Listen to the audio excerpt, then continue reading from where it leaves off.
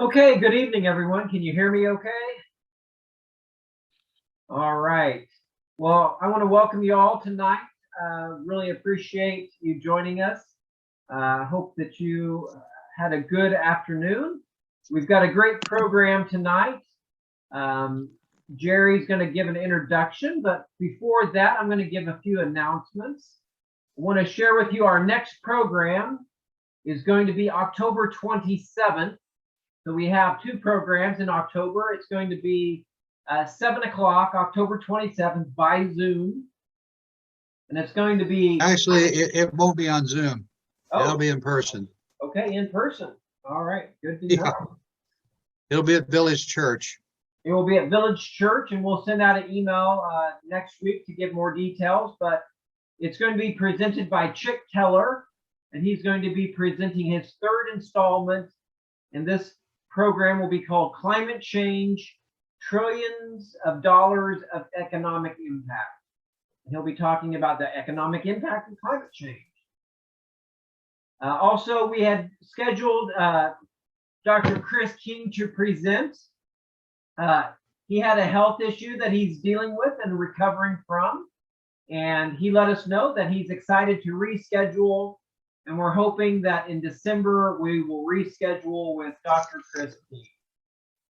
So anyway, I want to welcome you. I'm Chad Cooper, Executive Director of Sustainable Sanctuary Coalition. We are recording tonight, and we'll be posting this presentation by Peter on our YouTube channel.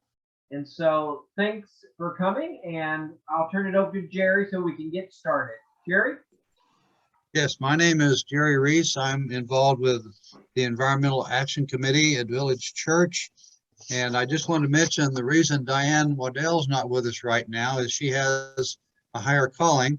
She and several other of her cohorts in St. Joseph, Missouri, are presenting to their city council a climate change resolution to reduce greenhouse gases for the city. That started about 5:30, and she's hoping she can kind of sneak in a little bit later once we get going, and that wraps up, unless it creates a huge discussion, which it might, I guess. I met Peter Sawtell in August of 2004 at what was called a Sustainable Sanctuary Workshop. It was hosted by Bob Mann, who is with us tonight.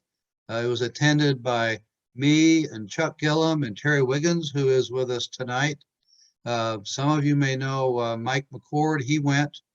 I haven't seen him yet tonight, but over the years, Peter has been sort of an influencer to the Kansas City community, those that have been a part of that workshop. And I would say that I think most of us know him through his weekly eco notes, which he faithfully presented almost every week. I think a couple times we got a rerun or something like that.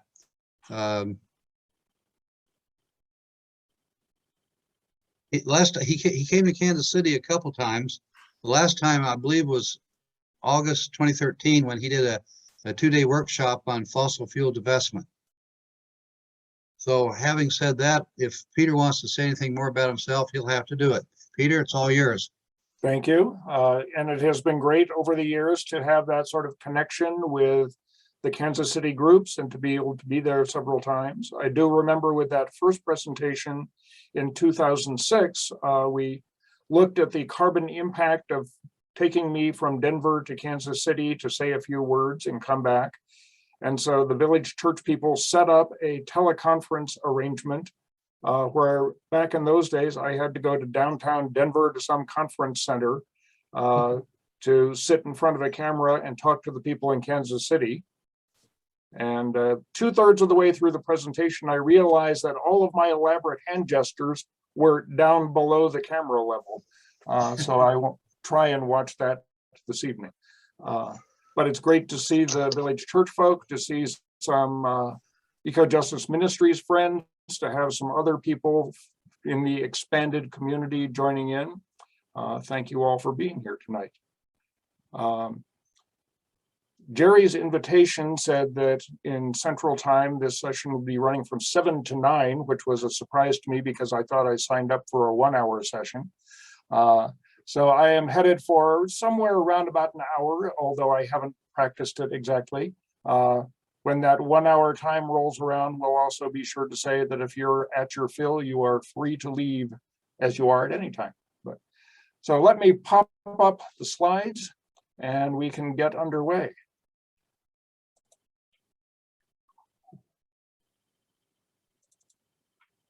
There we go. And I just lost, there we go. I do have people back along the edge. That's good.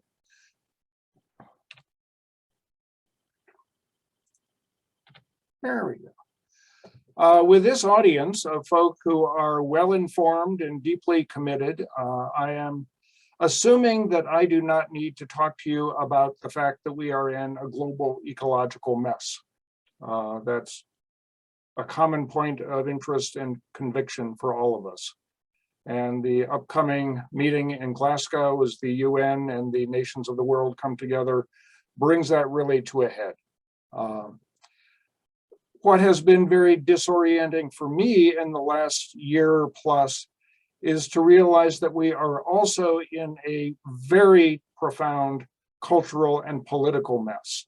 The brouhaha around last year's election, leading into an insurrection, leading into continued political turmoil, has been really disorienting for me. The sort of cultural conflicts and tribalism that has cropped up around pandemic issues has also been painful to watch and has left me often feeling like I don't know quite what to say or do in the face of that. Rational conversations just haven't done it. And Jerry just put 2 websites up in the chat. So take a look at those sometime. I have been really upset by the sort of disagreements and confusion and lack of consensus that I've seen in our country. It seems like core values that used to be rock solid just are not considered anymore. And so I find it frightening and discouraging and confusing to live in the midst of all that. So when Jerry asked me to talk this evening, I thought it would be helpful for me at least to go back to some of those core principles and core expectations and see where that takes us. See if getting centered in those provides some help. And so I'm looking at 4 eco-justice norms. They were formulated in the 1990s by environmental ethicist Dieter Hessel. They are in the book that I call The Tome, Christianity and Ecology. He has, in the introduction to that, spells these out as something that we're going to need to know working through the entire 800 pages of the book. Dieter says that to understand environmental ethics and how to live in the world, we need to remember 4 words, 4 ethical norms: solidarity, sustainability, sufficiency, and breaking the S pattern, we get democracy, or sometimes called participation. And Dieter says, these norms illumine a biblically informed imperative that I can't see on that side of the screen, to pursue in reinforcing ways what is both ecologically fitting and socially just. 4 pieces that help us to understand what we need to do to work towards that eco-justice vision. Now, those 4 norms have always seemed like absolute common sense. It's just, well, of course, that's what I've always worked from. No big surprise to me as Dieter spelled those out. And I sort of assume that any other reasonable person would affirm those same sort of basic notions. But those 4 norms are actually, I've discovered, at the heart of our national disagreements. Those are the 4 things, or some of the 4 things, that we are fighting about so intensely in our society today. So my hope is that centering on the four norms will help us to look at a wide range of issues and political discussions that are going on around us.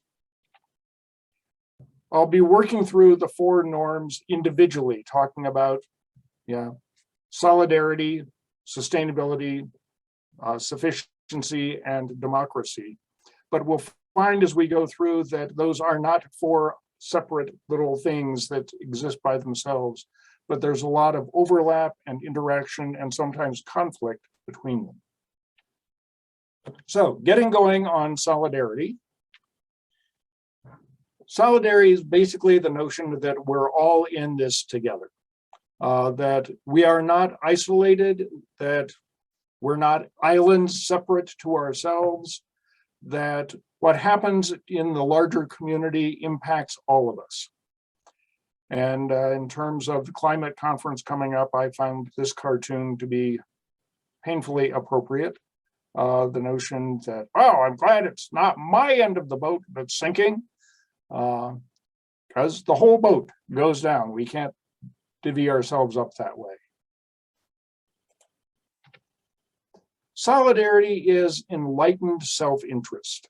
It's recognizing that my needs are best met when the needs of others are met as well. Working towards the interests of others will work towards me back at home frequently.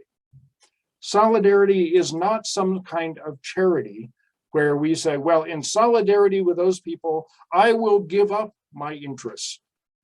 It's a recognition that my interests are tied to their interests, that we have to be working together. And I hope that what we see coming out of Glasgow at the end of this month expresses some of that sense of global solidarity, that the rich nations and the poor nations, the North and the South, the industrial and the agricultural nations will all say, we have to work together on this so that all of us can be safe. And that is to state the obvious, a very different approach than Donald Trump brought to the international realm, and his insistence that it was our nation first that led him to pull us out of the Paris Agreement and to separate from much of that UN negotiations. I first got a glimpse of some of that word of solidarity at a protest march back in the early 70s. I was walking down the street next to a union delegation that was singing Solidarity Forever over and over and over again. So it was well planted in my head. But in the labor union form, solidarity is the realization that workers have to stand together, to negotiate together, to form that union when, yeah, maybe I could get a better deal if I did it on my own, but we'll all come out better if we join our power together and have bargaining strength so we can get better wages and benefits. And as this picture from a East Coast strike says, other unions will then respect the picket line of a different group because they know how important it is to keep that sense of pressure on the employers, on the corporations. Other unions, other interested citizens will say, no, I'm not going to cross that picket line out of solidarity for the other people. That's the sort of working towards larger goals, helping other people because the benefits will someday come back to me, that's in this ethical norm of solidarity. And so the notion of a picket line for labor unions is tremendously important. It's a sacred sort of engagement. And solidarity is not just for the union movement or the climate movement. It's becoming a social, political, and ecological necessity. We live in a tremendously interconnected, interdependent world. Economically, ecologically, socially, we are all intertwined. And the notion that any one of us, any group of us can be separate from others is simply not plausible. Within the climate movement, as we work for climate justice, in the last 4 or 5 years, the notion of a just transition. This is not reading. Just transition has come up as we work to shift, especially towards renewable energy. The notion that those people who have worked in the coal mines, the power plants, the oil and gas workers can't just be thrown out and say, well, you're on your own. Sorry, your jobs and your livelihoods and your homes have gone away. That's the cost of getting to a cleaner future.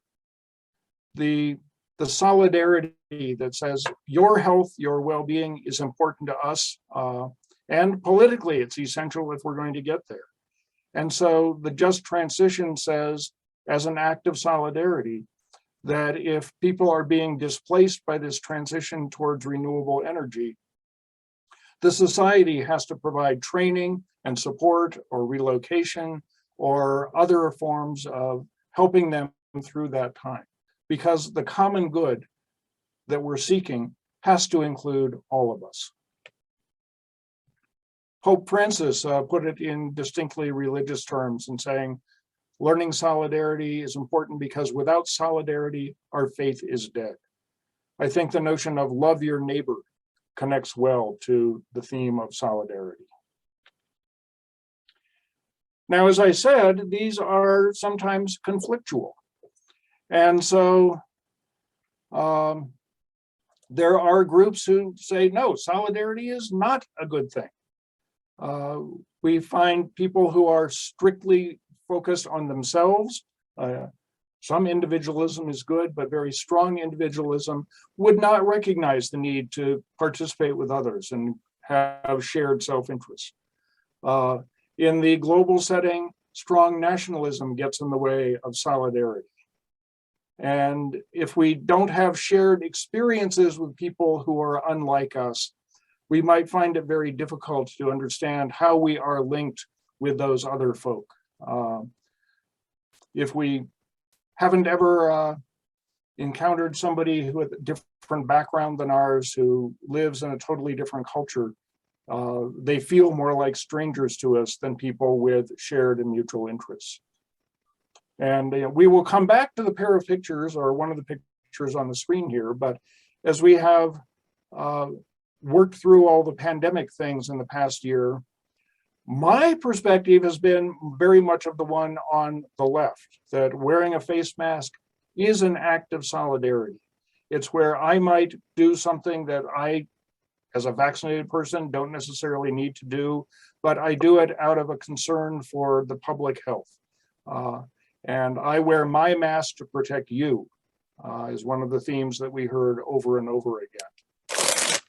We have found, though, that there's people with very different ideas who are saying, no, it's my choice, and I'm going to choose to do what I want to do. And so the question of solidarity, how much do we focus on the community and the welfare of others, as opposed to how much do I focus on my personal interests, is one of the really painful battles that are going on in our society today. And as we hit the end of solidarity, this is one of the shorter sections, let me just say, are there any questions or comments that come up out of this one? Very briefly, we'll have more time for conversation at the end, but is there something that needs to be said now? Unmute yourself and speak up. Or... My name is Linda Johnson, and about 10 years ago, we moved into Leavenworth, Kansas, without realizing that it was a highly military community. And we have lived in a number of different places and other countries.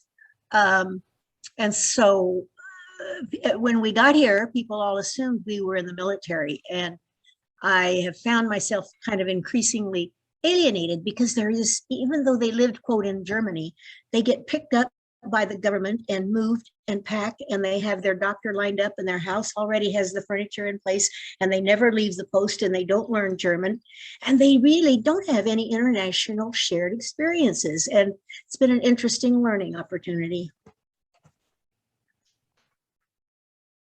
So it's interesting that folks that we might think are out there experiencing the diversity of the world may be more shielded than the rest of us. And that can reduce our sense of compassion and our inclination to solidarity. Thank you. Any other thoughts?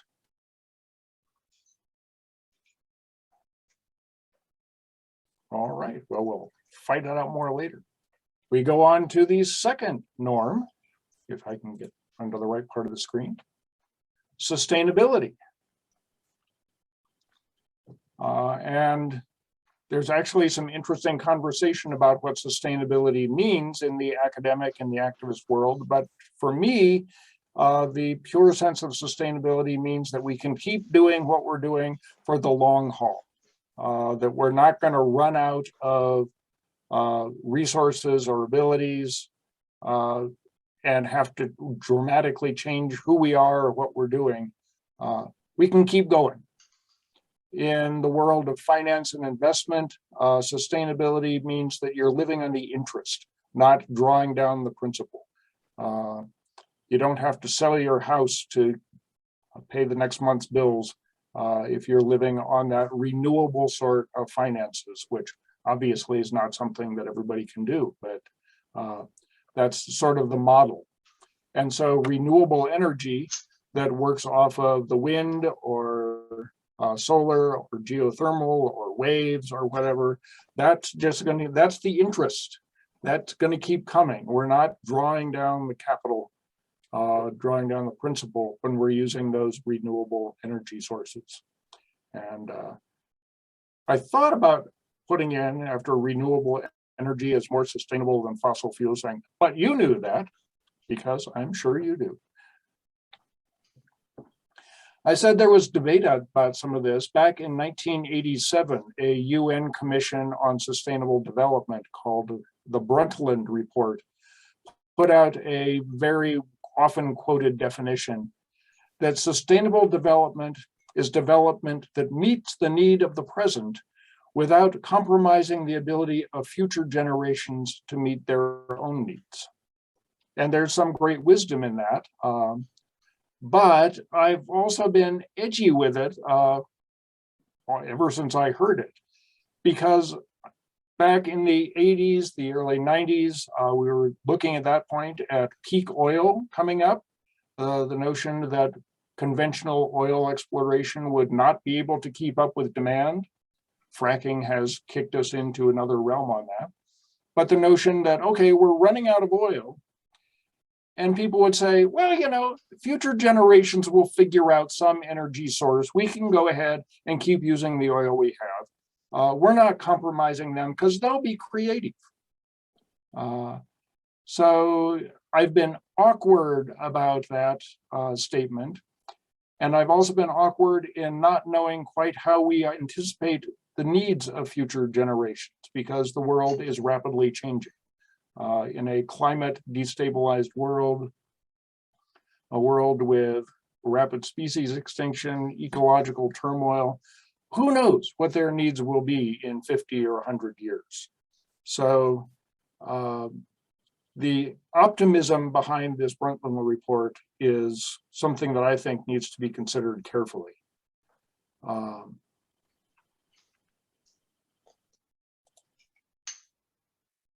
Sustainability, like talking with fossil fuels, is often used talking about non-renewable resources, where really any use of those resources is somewhere down the line not sustainable. We're going to run out of copper one of these days, and that will make building new wires for our houses and our transmission awkward. Fossil fuels will run out. And so we've often talked about those. But I was surprised to realize and hear several years ago that some of the greatest challenges in sustainability are with resources that are at least on some level renewable. Things like water and fisheries and topsoil.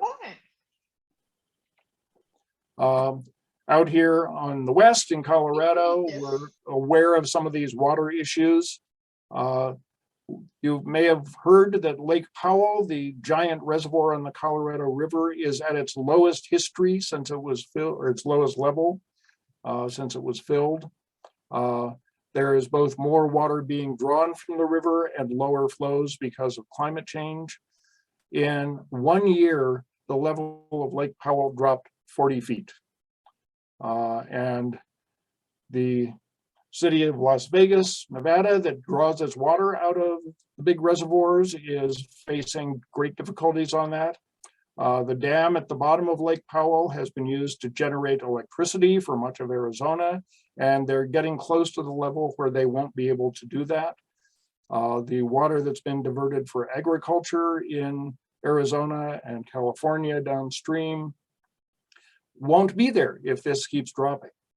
On one level, a big river like the Colorado River is a sustainable resource, but the way in which we've managed that with usage, dams actually, which increase the evaporation, large drawing down of the water, are things that are not sustainable. And the crisis point is coming on that very soon in the Colorado River Basin. In the Midwest, the Ogallala Aquifer is also having serious problems as agriculture especially continues to tap into that giant underground river ocean, and declines of more than 40 feet in the water levels have happened in, I can't see the numbers there, in a period of like 10 years. And that is continuing to drop. And it becomes very clear this is not a renewable approach, because if those aquifers are pulled down, the gravels and the rock spaces that allow the water to flow through can collapse, and then the aquifer simply cannot function anymore. So the levels at which that water is being drawn down is threatening to actually destroy that enormous aquifer, one of the largest in the world. Fisheries too, the ocean fishing is under enormous threat. I remember in 1972, I think it was, there were reports looking at hunger around the world and saying, well, the oceans are full of fish. We can feed the world from the oceans. And now the fish are smaller, the stocks are smaller, and we are in deep, deep trouble with the ocean's fisheries. Fish populations have dropped on average by 50% over the last 40 or 50 years. And sending out more boats just makes the problem worse. You can't catch more fish, you just deplete the fisheries more rapidly.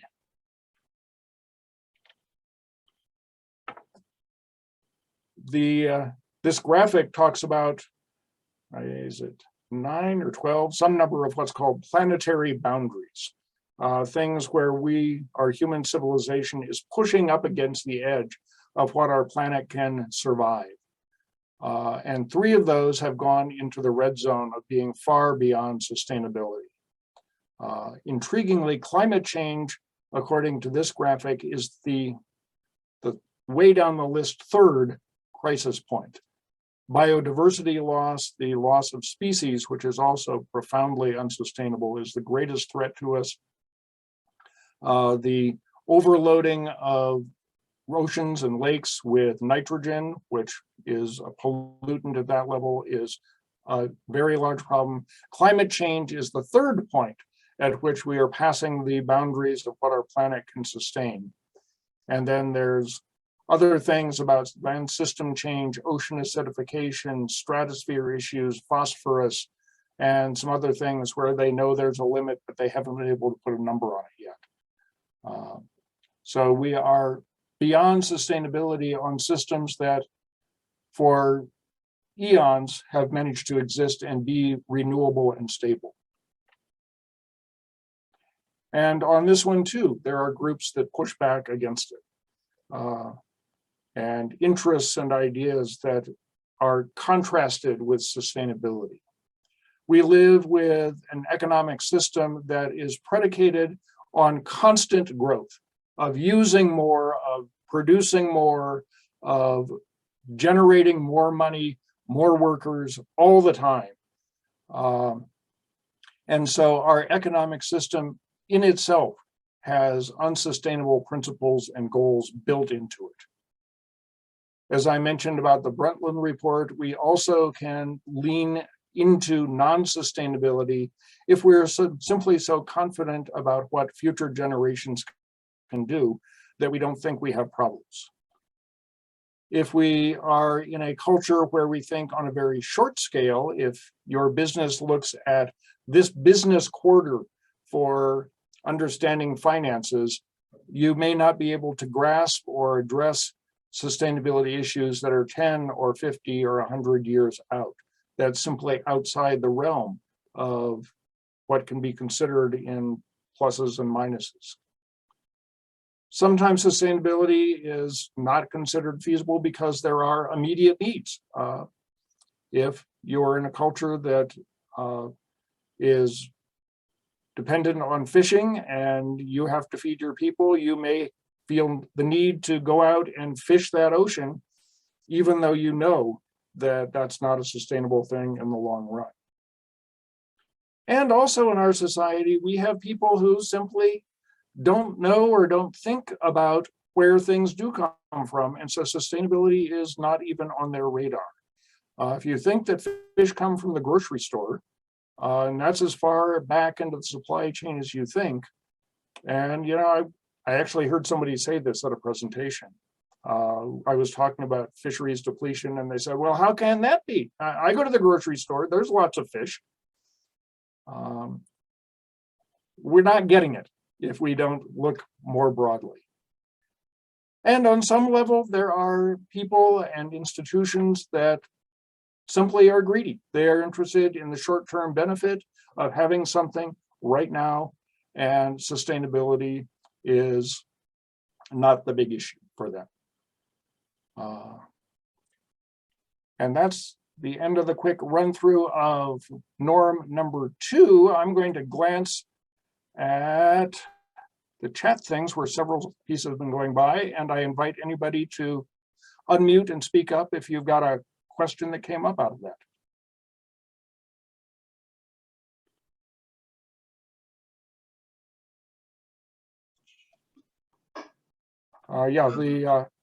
The connection Linda Johnson mentioned between sustainability and resilience.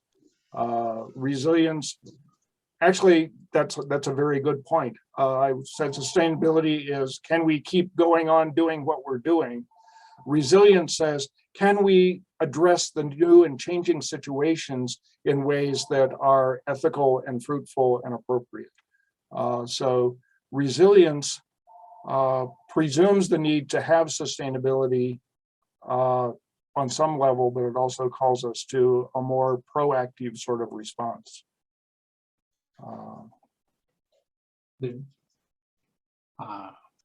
Yes, Richard, did you have something to say? I did. One of the other things that comes out of behavioral economics is that people will overvalue things that are close in time to them and undervalue things that are off in the future. So that includes both threats and rewards. So people will take a smaller return now rather than one that is going to be much larger that's in the future. And again, the same for costs. And so, you know, that's sort of the problem with a lot of the sustainability, is that this is a feature just apparently of human nature, that while it doesn't mean we don't, push hard for sustainability, it means that, it's probably something we'll always have to keep working on. All of these norms will be constant challenges to us. And in light of what you're saying, I am not an economist, but I remember studying up several years ago about the importance of what's called the discount rate in terms of looking at the cost of carbon that's used in government calculations. The question about how much this will impact future generations gets worked out in 0.1% on that discount rate. And if you assume that they'll figure something out in the future. The discount rate changes, and you can say by the numbers, well, what we're doing is sustainable. And we don't need a high price on carbon to force us to change our behavior. That discount rate is a hotly debated piece of government and intergovernmental climate policy. And thank you, Brendan, for coming up with the reference on those 9 boundaries, and thank you for counting them. So interesting book there if you want to dig into it further. It's interesting that the greed factor doesn't impact folks who don't see the fact that if they were greedy enough to get a vaccine, they might not end up in the 700,000 dead. I don't understand that equation. It's been a confusing one for me, yeah. Jerry And put it's in also- the, go ahead. In a more monetary sense, they wouldn't end up with thousands and thousands of dollars of hospital bills that may not get paid. The logic of this has been one of the things that's baffled me. Jerry put in the farmer's proverb of don't eat your seed corn unless you absolutely have to. But that's what keeps you going from year to year in the old farming model. Now, you don't actually own your seed corn that's licensed to you by the seed corn company, but the notion's a good one. I was remembering the other day an old song from back in the 60s, I think, about priming the pump, and a story about a pump sitting out in the middle of nowhere and a can of water beside it. And you needed to pour the water into the pump to moisten the valves at the bottom so it would pump the water up. If you drank the can of water, the pump wouldn't work. And so how do you have that resilience? How do you recognize the sustainability of needing to work towards the future in order to get anything now? These are challenging things that other people have thought about many times. And I can't scroll down in the chat. So any other comments before we jump into the next one where I will get more carried away? So Peter, Bob Mann here. One of the things that strikes me is the very first point you have under what stands against sustainability, an economic system which requires constant growth. And, you know, what I've observed over a good many years of working, for example, with municipalities, is that we have some municipalities who are doing a much better job than our federal government or than our international community in terms of the goals that they've set and their greenhouse gas reduction challenges and goals. But in contrast to that, what we see is that those same communities are some of the fastest growing communities in our country.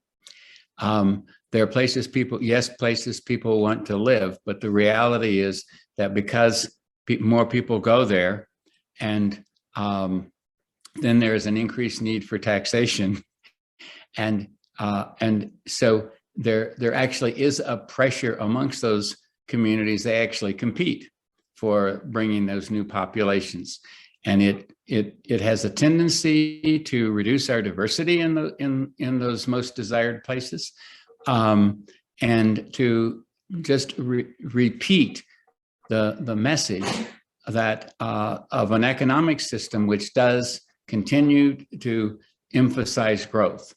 And I have no suggestions or thoughts about what the solution is to that, but it's a really tense pressure in communities that do actually identify and recognize that pressure, but are uncertain and unclear about what actions they take to offset the need. I've heard some similar things about suburban development around major cities where communities will say, sure, we want more housing because we'll get more tax income. and it ends up costing them more in providing the infrastructure and the services than they get in taxes. So it's over and over again a losing proposition, but they keep thinking that more people will bail them out of it somehow. So that leads into the next one, which is sufficiency. And in the short form, sufficiency is simply having enough. In the prayer that Jesus taught us, it's that line about give us this day our daily bread, not give us this day the bread that I'm going to want to store up for the next 6 months and be able to sell to others. Yeah, it's enough. Jim Wallace with Sojourners Community many years ago was asked how much was enough, and he said room for one more person at the table, room to host a guest. It's not a huge mansion, it's not great wealth. When we talk about sufficiency, at least as I've often done it, we usually think of that as the dividing line between those who are in stark poverty and those who have some flexibility in their lives. The dividing line between too little and what's enough. And in that realm, thinking of poverty, sufficiency is a floor. You say there really shouldn't be anybody below that. That's just not appropriate. That's not moral if we have people in the global sense earning less than $1 a day. Even in countries with low cost of living, you cannot live on that in a reasonable way. Certainly in the United States, $1 a day just doesn't cut it. So we have different standards. And in our own country, we have that issue of sufficiency because hunger or food insecurity is a major problem across the country. This graph is from 2017. It's been much worse during the last 2 years with pandemic issues, but there are people in virtually every county, every community who cannot meet their own food needs some of the time. We have the crisis of homelessness. This could be a picture from Denver, I don't think it is, but tents set up along the side of a street, people with their belongings in a shopping cart. And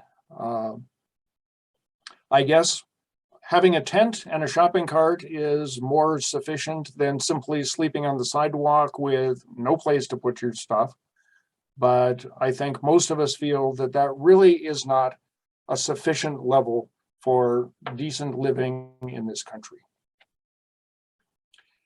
So we've looked at sufficiency in terms of the floor, that we don't want people to go below. But this ethical norm also talks about a ceiling for sufficiency where we don't think people should be above it. Dieter Hessel, who coined these norms, said sufficiency is a standard of organized sharing requiring basic floors and definite ceilings for equitable or fair consumption. And in a limited world where we can't just have enough resources to give to the poor, if there are people taking a lot of those on the rich side, sufficiency is a part of sustainability. We have to keep both of those in balance. And I will quickly go through my rant here because we have stuff we really need to worry about on sufficiency in a very wealthy world and a wealthy country.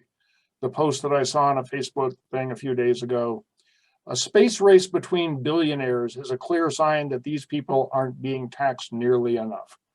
The fact that we have 3 individuals who can bankroll what used to be something that could only be done by a government is absurd and obscene. The richest 10% of the people are responsible for almost half of the consumption in the world.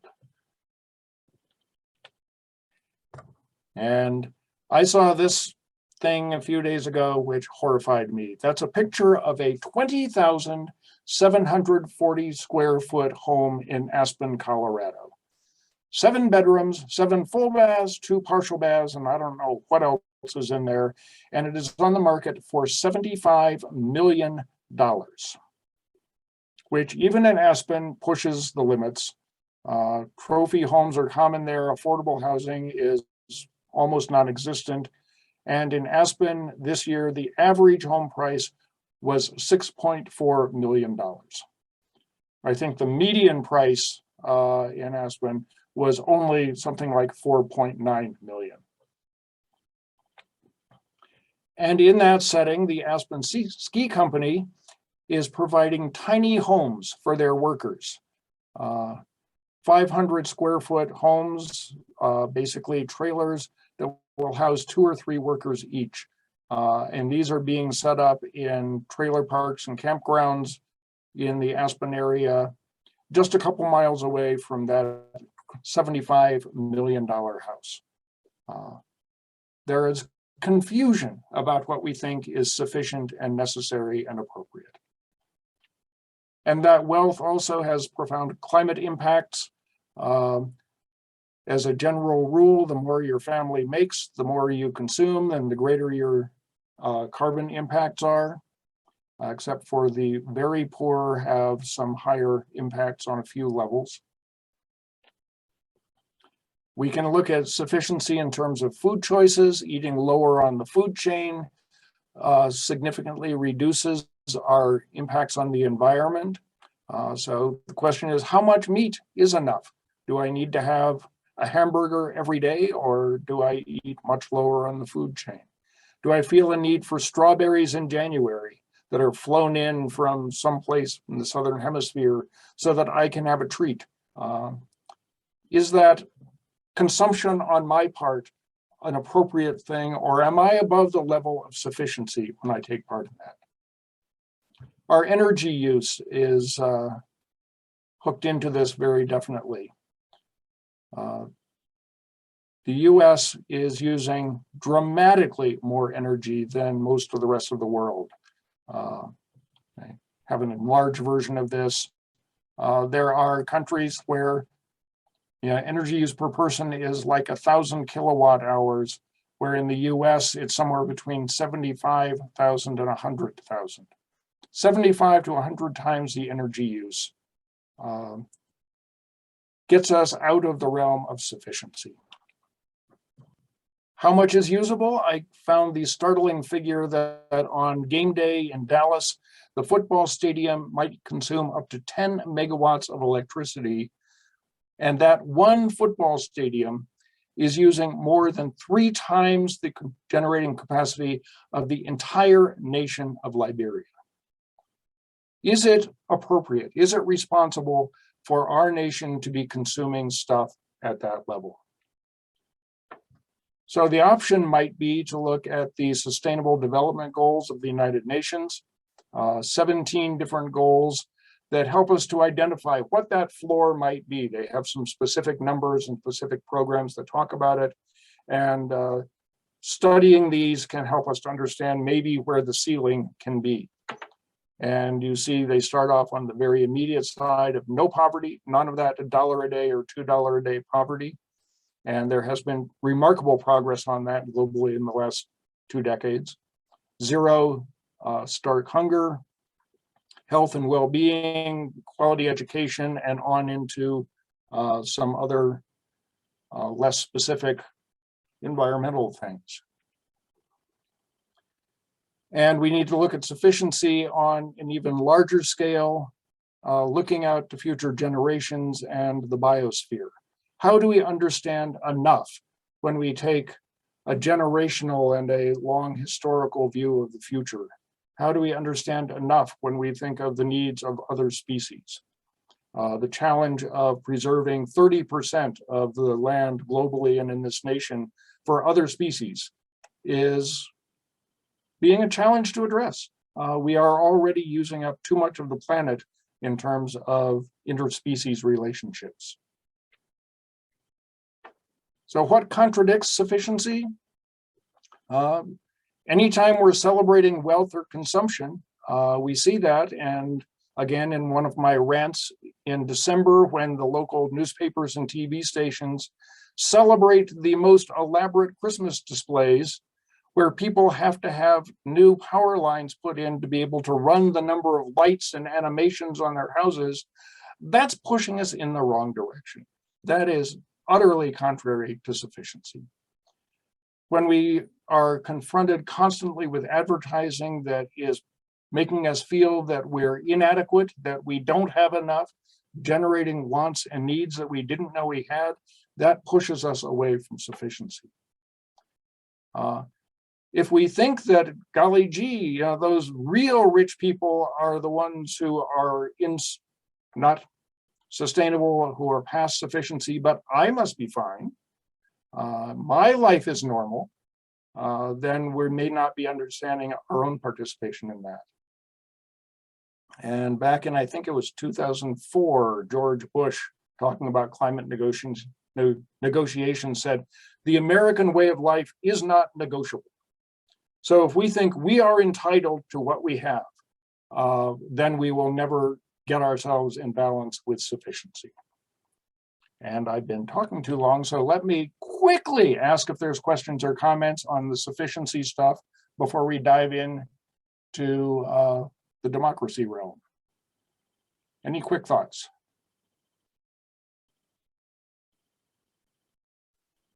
I put a quote in the chat if you'd like to read it to folks. I'm not getting there. Is that the seed corn one? There may be some chat It's things that not I'm showing up, Jerry. Did you post it? Did you hit enter?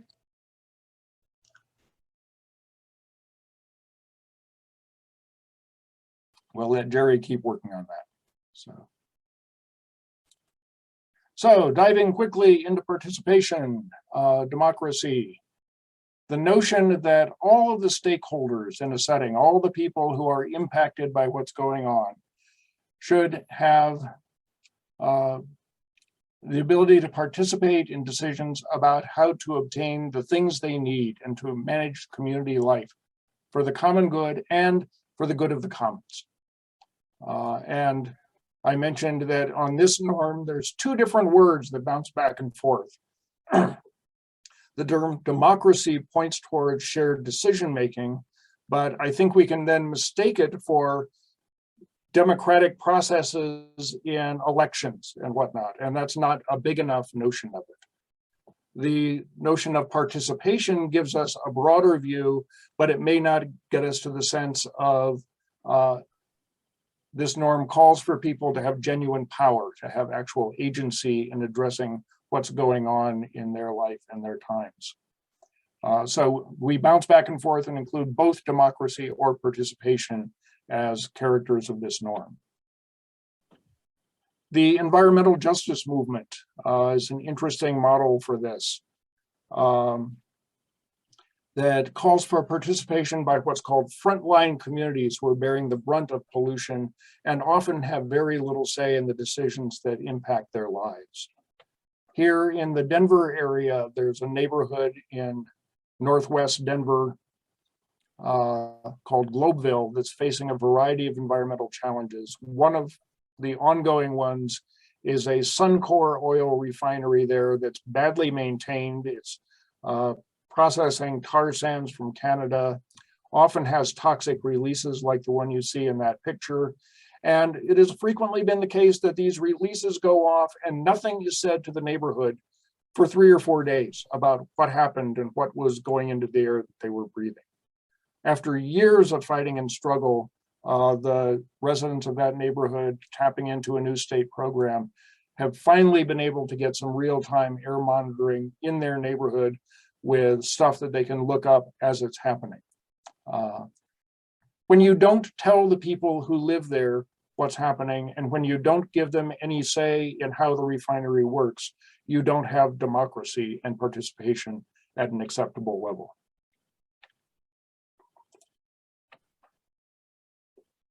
Over the recent years, there have been several major protests against new oil pipelines that have frequently been led by native peoples. The Standing Rock protests against the Dakota Access Pipeline, and more recently, the Line 3 protests in Wisconsin and Minnesota.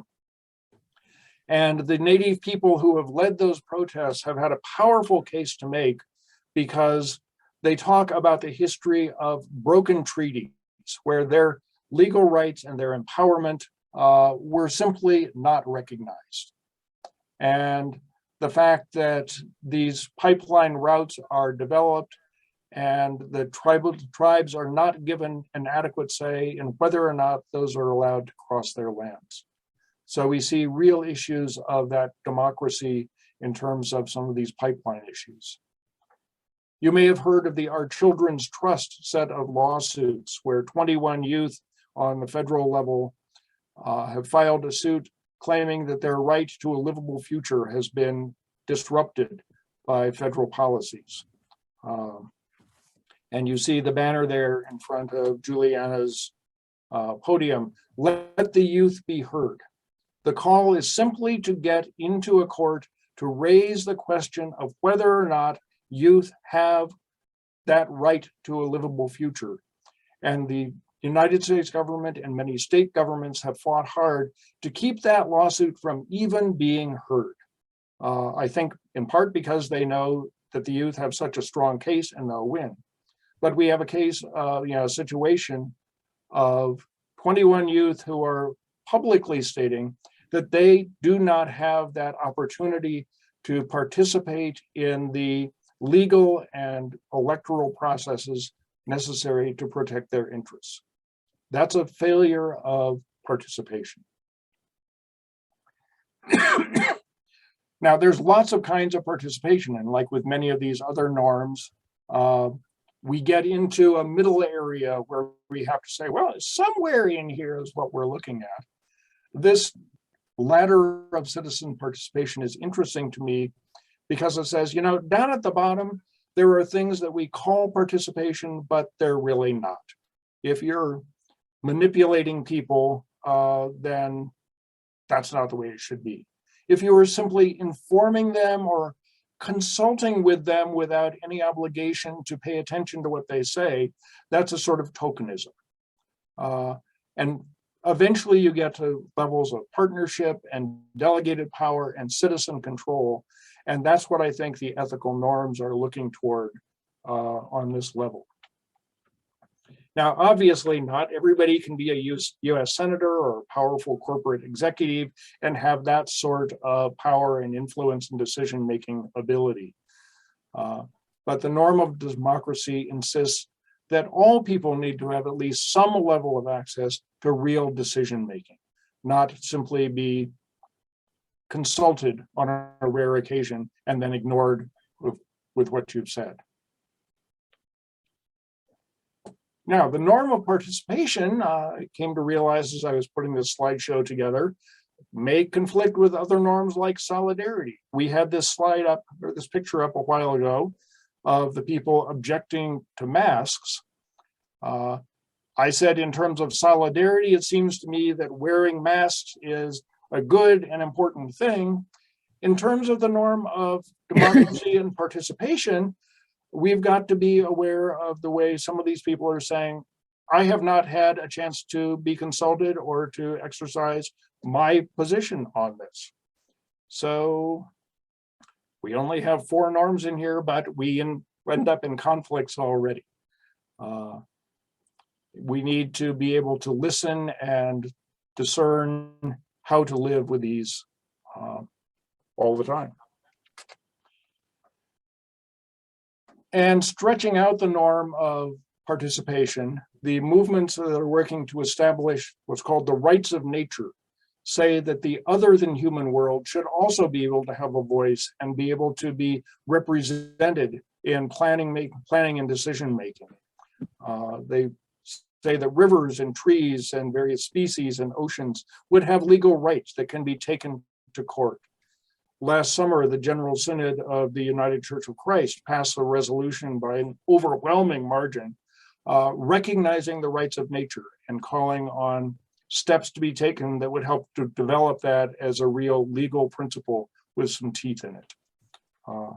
So it's not only humans who should be able to speak up, but all of creation. And so what contradicts that norm? Well, it's in the news a lot. The voter suppression and gerrymandering, that we have seen in legislative stuff is in stark opposition to the notions of participation. When we have histories that suggest to us that some people aren't there at all or that they don't count, that also leads us to diminish the notion of democracy. We break down the notion of democracy if we don't allow people to have adequate information. As I put, consumers can't vote with their pocketbook if they're shopping and the packaging doesn't have any information on where the things came from or what's included. That's a disempowerment of consumers. And I understand in some grocery stores, they work very hard to make sure that the cartons with that information never make it out into these store shelves. There's a failure of democracy with an authoritarian style of government or of corporate leadership.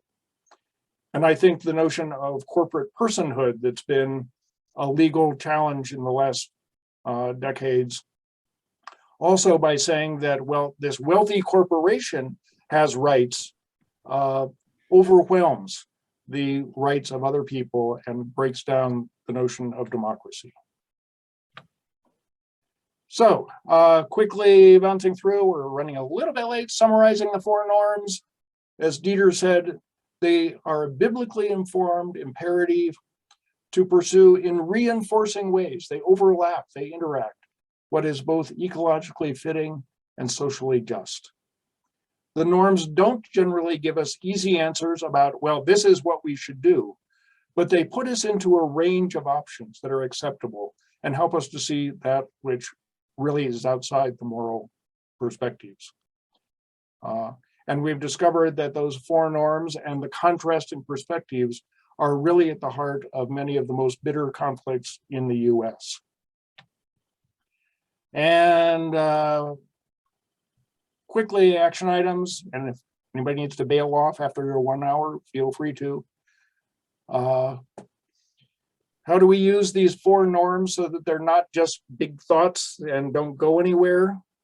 When we hit conflicts with people in our political and community debates about what should we be doing, we can go back to these 4 norms to look at what is important and see if we're headed in the right direction.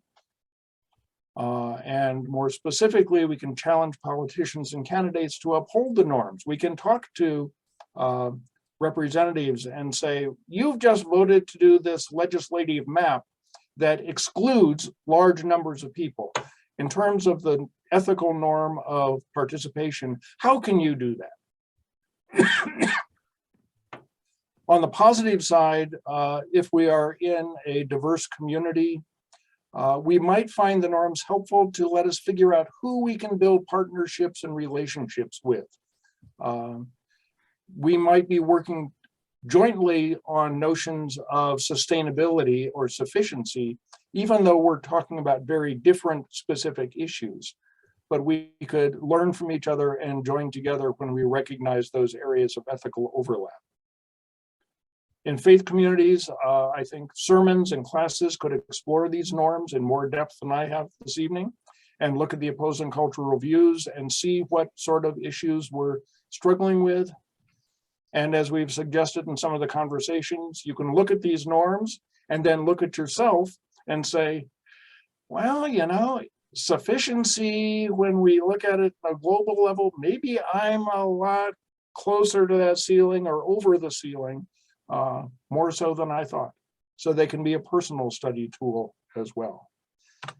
And with that, I'm done with the PowerPoint, and I will stop the screen sharing and get to see you all again. Thank you for this hour to explore these thoughts. And are there thoughts, comments, questions, arguments, resources? What do we have?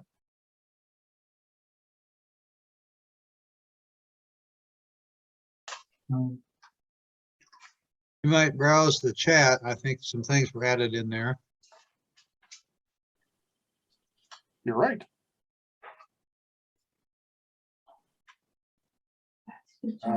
Transparency and accountability are empowering when we know more of what's going on those corporate and government levels.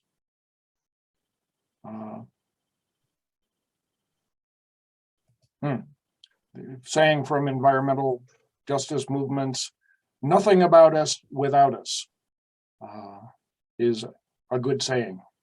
It gets that norm down into bumper sticker range.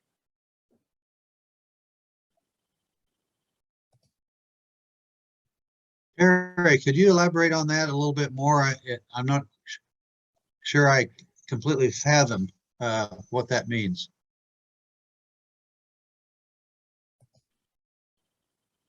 Unmute. Yeah, I can give you an example. You know, if a coal plant or some noxious facility is built in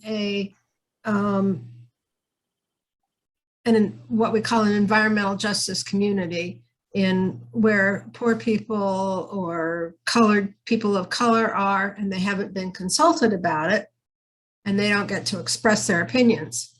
That's what they're saying no to. No, you've got to involve us in the talk. Nothing about us without us. I think a lot of the decisions about where you put highways and interstates through cities back in the 50s and 60s were made in that realm. You didn't ever think to ask the people that lived there. It was the engineers and the city leaders, and where do we want to go from one place to another, and what's the least expensive way to get there, and off we go. That's it. Right. And in many cities, and I think Atlanta is the textbook case on this, it wasn't just where is it convenient to put the highway, but it was a very conscious decision. If we put the highway here, we can divide this community and keep them from gaining more power. Right. It was an act of disempowerment to put some of those roads in. Right, and right now in Milwaukee, we're fighting expansion of the highway that goes through the middle of the city. And other cities are talking about tearing them down. Yep. Some places talking about putting a park over them, you know, and turning it into a community space that you can access that's above the highway. Similar thing in Denver, one of the highways that divided that Globeville neighborhood that I talked about has been up on a viaduct, and after years of political battles, the Department of Transportation won, and they put it into a trench and made it bigger and put in toll lanes against all of the local communities' wishes on that. And again, they're putting a 1 block square park over the highway as sort of a toss of fish to the people and say, see, we're doing something nice for you, even though you didn't like it. And Linda, do you want to say more about the notion of how we live or cope with an intolerable world? Well, that's in the, you know, I've worked as a therapist a lot, and well, and I was the director of social work at a hospital, and we'd have huge and terrible problems come through, and you would spend hours and hours trying to figure out how, for this patient, do we get them transportation? Do we find them a safe place to live? What are we going to do with them? And I would always say to my staff, don't just look at solving this patient's problem. What do we need to do policy-wise so that we don't have to confront this problem? It's build the bridge across the river upstream so you don't have to keep dragging all the drowning people out. And therapists spend a lot of time dragging the drowning people out and giving them resuscitation and trying to say, get back in and swim, without ever figuring out how do we fix the social problem in the first place. They shouldn't have to cope with all this.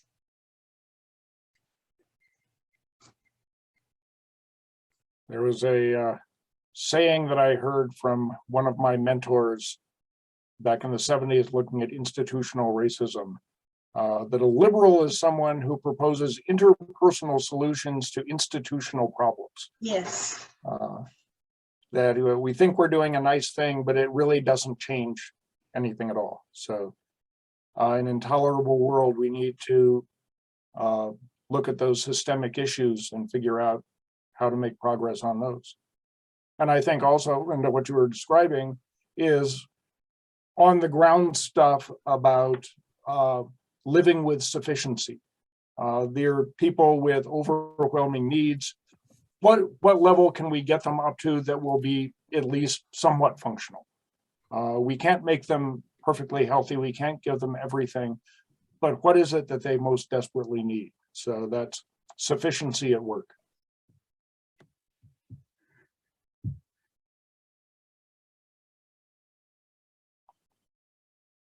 And Terry, I don't know about the Green Amendment movement, but it sounds interesting.